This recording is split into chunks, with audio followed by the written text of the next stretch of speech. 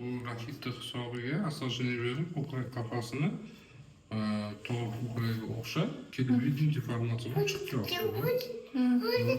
Mana bu tomonda ko'krak qafasi tushini siqib ushlab turadigan kassa taqish kerak.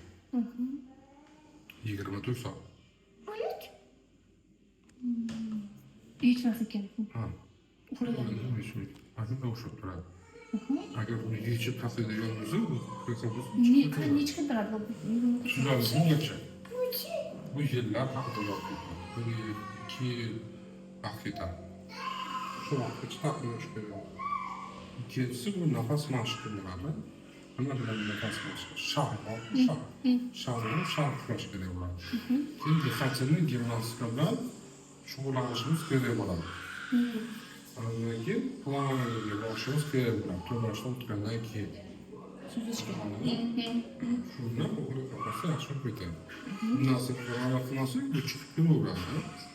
O'tirash ketaveradi. Undan keyin 8 yoshdan keyin operatsiya qilish kerak. Yurib bergan bolalarni eshikka qarab, yana shu oyog'ingizni olib tashlang, mana shu tomonini. Shunday ketganda bu. To'g'ri eshikka borgin, bor eshikka.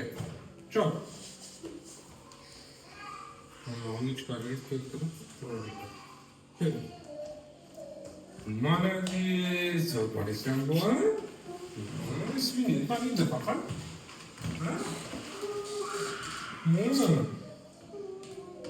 Yapmayapti deb. Hali gapiradi, chiqmayapti. Oyoqlari yasinmasa doktor. Oyog'i yaxshi bo'lishi kerak bo'ldi. 5 yoshgacha barcha bolalarning oyog'i yaxshi bo'ladi.